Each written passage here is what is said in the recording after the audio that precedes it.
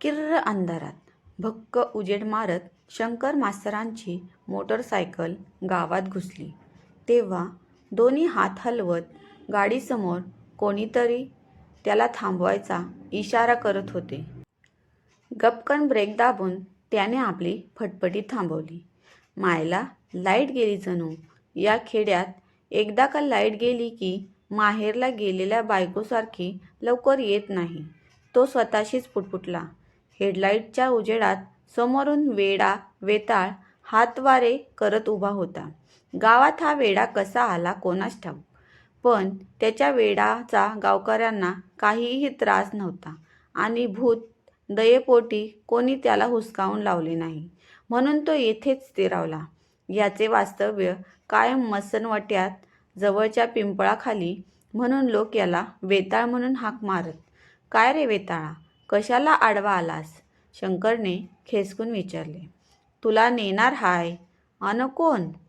खिखी करून ते वेड अभद्र हसलं. शंकरने फारसे मनावर घेतले नाही. गावचा अनुभव असाच होता. मनाला काहीतरी वेडसर बोलून तो स्वतःच हसायचा. त्याने वेताळाला टाळून आपली मोटरसायकल पुढे दाबली. निवडणुकीची मीटिंग होती, म्हणून शंकर पाड्यावरची शाळा आटपून तालुक्याच्या गावी परस्पर गेल्याने गावी परतायला आज उशीरच झाला होता. एरवी मावळतीला घरी येणाऱ्या शंकरला आज मात्र रात्रीचे 11 वाजले होते. घर कसले एका जुन्या दगडी वाड्याच्या पडवीत तो एकटाच भाड्याने राहायचा. नोकरीच्या पाड्यावर राहायची सोय नव्हती, म्हणून त्याने या जवळच्या गावात भिराड थाटले होते. घरासमोर हेडलाईटच्या उजेडात शंकरला ओंजळभर बिड्यांची थोटकं दिसली.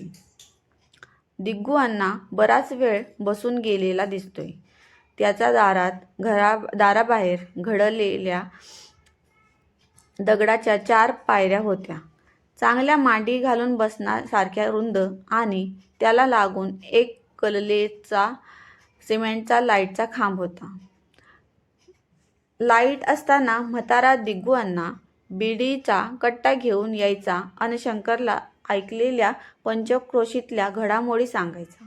कोणाची बायको माहेरला गेली, कोणाची बायको माहेरून येतच नाही, कोणाला घाटावर हडळ दिसली, शेजारच्या गावात हाकमारी फिरतीये, असल्या बिनबोडाच्या गोष्टी तो त्याच्या कानावर घालत 4-6 बिड्यांचा धूर काढून निघून जायचा. शंकरच्या गावात फारशा ओळखी नव्हत्या. कशा असणार? हा सकाळी सकाळी गावाबाहेर पडायचा आणि मावळतीला परतायचा. मग घरी स्टोवर भात भाजीच्या मागे लागायचा. शुक्रवारी सकाळी गेला की सोमवारी रात्रीच उगवत असत. शनिवारी रविवारी आईच्या मदतीला गावी जावं लागत. त्याने झटका मारून मोटरसायकल मेन स्टँडवर लावली. जडशीड दाराच्या कडीला लावलेलं कुलूप उघडून तो आत गेला. सरावाने चाचपचत खुंटीवरला कंदील काढून लावला. थोडी वात वर करून उजेड वाढवला. बचकभर तांदूळ भाताच्या भांड्यात घातले. त्यात पाणी घालून फरफऱ्या स्टोव्हवर ते भांडे चढवले. मग कोपऱ्यात असलेल्या आडोशाला जाऊन हातपाय धुतले. आता भाताचा हांडा शिजेपर्यंत वाट पाहायची. मास्तर हावती का घरात? एक अनोळखी हाळी शंकराच्या कानावर आली. त्याने उभ्या लोखंडी जाड कांबी लावलेल्या बारक्या खिडकीवजा सावण्यातून बाहेर पाहिले. एक पांढरं धोतर, कोपरी अन पागोटा घातलेले कोणीतरी उभं होतं. हाती काठी पण असावी. अंधाराने फारसे स्पष्ट दिसत नव्हते. "कोण आहे? आत नाव सांगून उपेग नाय. तुम्ही मला ओळखत नाय, पण मी तुम्हास्नी ओळखतो." थरथरत्या आवाजावरून तो खेडूक वृद्ध असावा असा अंदाज त्याने केला. "रात्रीचं काय काम काढलंत काका?" "काय नाय. जमत असान तर घाटावर यायचं व्हतं. येता का इचारायला आलतो." गावाजवळून एक ओढा जात होता. त्या गावकऱ्यांनी श्रमदानातून सुंदर घाट बांधून घेतला होता. त्याच्याच शेजारी स्मशानाची जागा होती. कोणीतरी गचकलं असणार. "कोणाची मयत झाली आहे का?" "व्हय, मयतीचंच काम हाय." "कोण हाय?" "हैत आपल्याच वस्तीतले." "बाकी लोक जमलेत का?" "समदे हेच इचारायलेत." कोण तर म्होरं निघाल्या बगर अशा अंधारात कोण येणार? अशा कामाला येणं पुण्याचं काम असतंय म्हणत्यात. बघा, जमत असान तर म्या थांबतो तुमच्या सोबतीला. नसतान म्होरल्या घरी आवाज देतो. एखाद्याला शेवटचा निरोप देणे पुण्याचे काम असतं, असे शंकरचा आजा पण म्हणायचा. शंकरने क्षणभर विचार केला आणि जाण्याचा विचार पक्का केला. काका, 5 मिनिटं थांबा. थोडा भात खाऊन घेतो, मग निघू. तुमचं जेवण झालंय का? नसल तर या दार उघडतो. नका, म्या थांबतो बाहेरच. 2 घास खाऊन घ्या तुम्ही. तिथं किती वखत लागतोया ठाव नाही. पुन्हा कधी मिळल खाया कोणास ठाऊक. शंकरने जेवण उरकले, शर्ट पॅन्ट अडकवली आणि तो बाहेर पडला. तो बोलावून आलेला म्हातारा तरातरा चालत पुढे निघाला. शंकर त्याच्या मागे निघाला. दोघात थोडे अंतर पडले होते. अंधारात त्या म्हाताऱ्याचे फक्त पांढरे कपडे तेवढे दिसत होते. त्याला बहुधा शंकरशी बोलण्यात फारसे स्वारस्य नसावे. रस्ता पायाखालचाच होता, म्हणून बरे नसता अंधारात काही दिसत नव्हते. समोरच्या म्हाताऱ्याच्या धुरकट पांढऱ्या आकृतीमागे शंकरची पावले पडत होती. बॅटरी घेतली असती तर बरे झाले असते, असे त्याला वाटू लागले.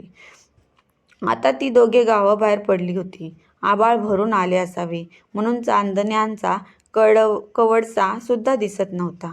किरकिरणाऱ्याचा आवाज कानात घुमू लागला. मध्येच एखादे कुत्रे रडत होते. वातावरण गढूळ आणि गंभीर होत होते. उगाच बेचैन करणार. शंकरने सहज मागे नजर टाकली. त्याच्या मागे 5-25 पावलांवर 7-8 गावकरी येताना दिसत होते. समोरच्या म्हाताऱ्यासारखाच वेशातले. त्यात शंकरला काही वावगे वाटले नाही. भडक रंगाचे कपडे गरम होतात, म्हणून लोकांचा कल पांढऱ्या रंगाकडेच असतो. म्हातारा म्हणाला, ते खरे होते. कोणीतरी पुढाकार घेतल्याशिवाय कोण अशा अंधाऱ्या रात्री घराबाहेर पडणार?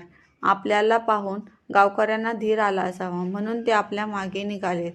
त्याला थोडे बरे वाटले. त्याने समोरच्या म्हाताऱ्याकडे डोळे बारीक करून पाहिले. त्याला फक्त त्याचे कपडेच दिसत होते, हवेत तरंगत चाललेले भुतासारखे.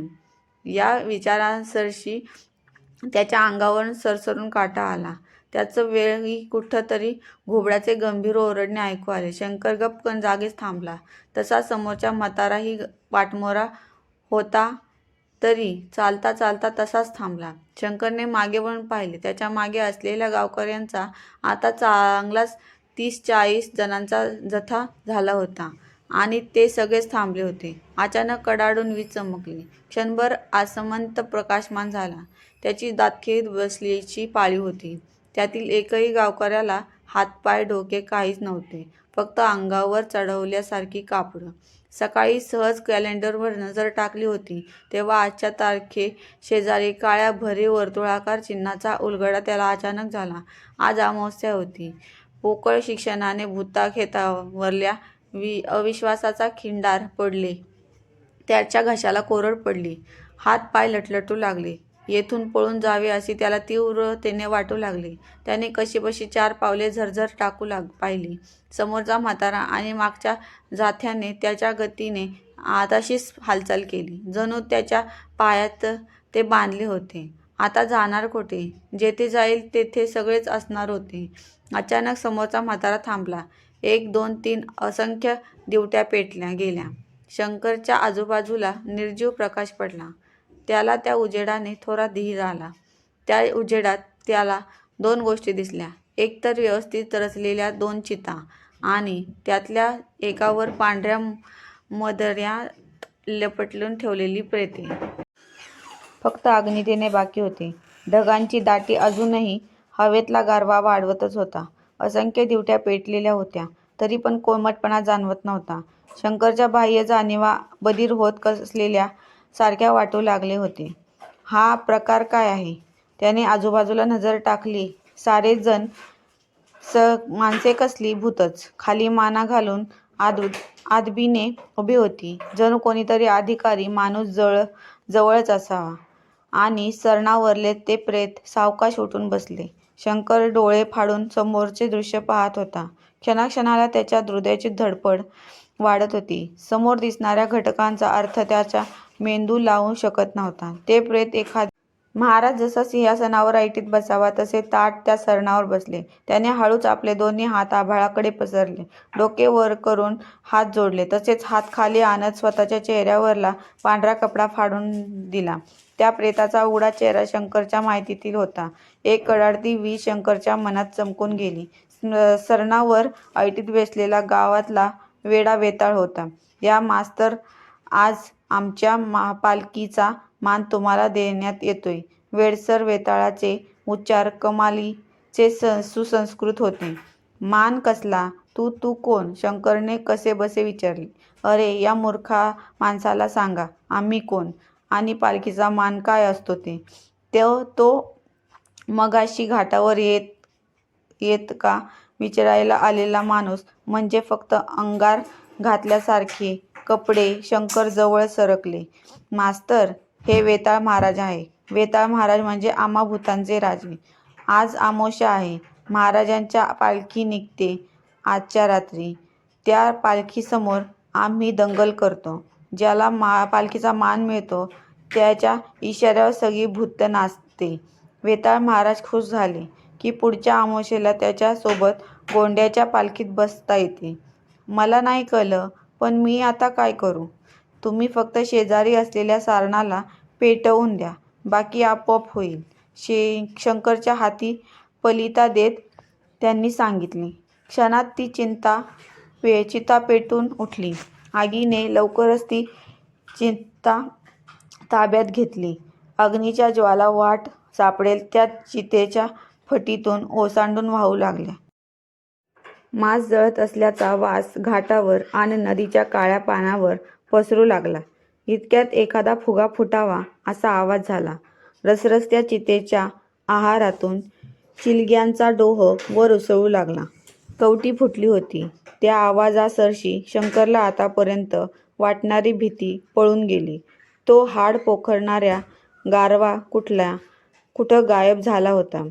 त्याला एकदम हलकं हलकं वाटू लागलं. अनामिक आनंदाच्या उकळ्या फुटत होत्या. त्या भरात तो नाचू लागला. वेताळाने इशारा केला. कोठून तरी एक लाल गोंड्यांची पालखी हवेत तरंगत आली. त्यात वेताळ बसला आणि हळूहळू ती पालखी नदीच्या कडेने निघाली. ढोल ताशे कडकडू लागले. पांढऱ्या कापडातील ती भूतं बेभान होऊन नाचत होती आणि सगळ्यात समोर शंकर होता. वेड्यासारखा वेडावाकडा नाचताना त्याला काहीच वाटत नव्हते, काहीच कळत नव्हते. तोंडी एकाच वाक्य होते, ढॅंचिक ढॅंचिक ढिंगिंग ढिंगिंग. कितने बीत गए हे दिन. तो ते पुन्हा पुन्हा लयीत म्हणत होता आणि नाचत होता. सकाळी अख्खं गाव घाटावर जमलं होतं. एक विझलेली चिता दिसत होती आणि तिच्या पायथ्याशी शंकर मास्तरच्या चपला होत्या. म्या लय येळी मास्तरांची वाट पाहिली. कोसावरल्या शेंडी गावात हाकामारी आल्याची वार्ता आल्याचं सांगायचं होतं. रात्री कोणी हाक मारलीत हाकायला ओ देऊ नका म्हणून जावायचं होतं. नाही भेट झाली. नेलं नव्ह का हाक मारीनं उचलून मास्तरासनी. दिगूअण्णा शेजारच्या माणसाला सांगत होता, पण त्या माणसाचे लक्षच नव्हते. पिपळाखालचा वेडा वेताळ मात्र ढॅंचिक ढॅंचिक ढिगिंग ढिगिंग कितने बीत गए हे दिन या ओळी आपल्या भसाड्या आवाजात दिवसभर म्हणत होता. मित्रांनो, तुम्हाला ही कथा आवडली असेल तर चॅनलला लाईक आणि सबस्क्राईब नक्की करा. धन्यवाद.